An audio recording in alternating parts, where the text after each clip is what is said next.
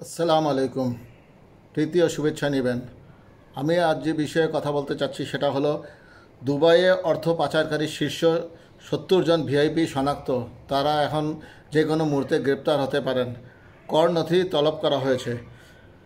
বাংলাদেশ থেকে অর্থ পাচার করে গোল্ডেন ভিসায় দুবাইয়ে সম্পদের পাহাড় গড়েছেন 459 জন বাংলাদেশি। তাদের মধ্যে 972টি প্রপার্টি কেনার তথ্য রয়েছে। এমন চাঞ্চল্যকর অভিযোগের অনুসন্ধানে নেমে তাদের মধ্যে 70 জনকে চিহ্নিত করেছে দুর্নীতি দমন কমিশন দুদক।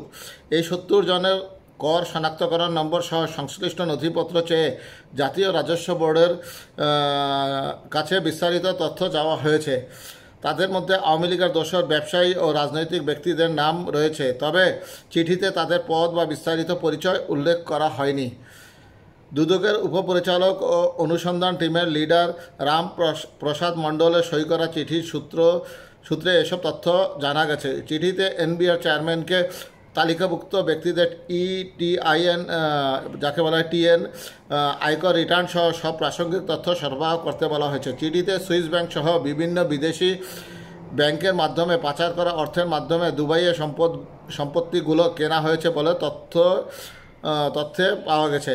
সন্দেহভাজন 70 বাংলাদেশের মধ্যে রয়েছেন আহসানুল করিম, আঞ্জুমান আরা শহীদ, হেফজুল বারি, মোহাম্মদ ইকবাল, হুমায়রা সেলিম, জুরান চন্দ্র ভৌমিক, মোহাম্মদ রাব্বি খান, মোহাম্মদ গোলাম মুস্তফা, মোহাম্মদ অলিউর রহমান, এস.এ. খান, ইফতেখারুজ্জামান, সাইফুজ্জামান চৌধুরী, সৈয়দ ফাহিম আহমেদ, সৈয়দ হাসনাইন, সৈয়দ মাহমুদুল হক, সৈয়দ রুহুল হক, গোলাম মোহাম্মদ ভুইয়া, হাজি মুস্তফা ভুইয়া, মনোজ কান্তি পাল, মোহাম্মদ ইফতেখার উদ্দিন চৌধুরী, মোহাম্মদ মাহবুবুল হক সরকার, মোহাম্মদ সেলিম রেজা, মোহাম্মদ ইলিয়াস বজলুর রহমান সহ আরও অনেকে।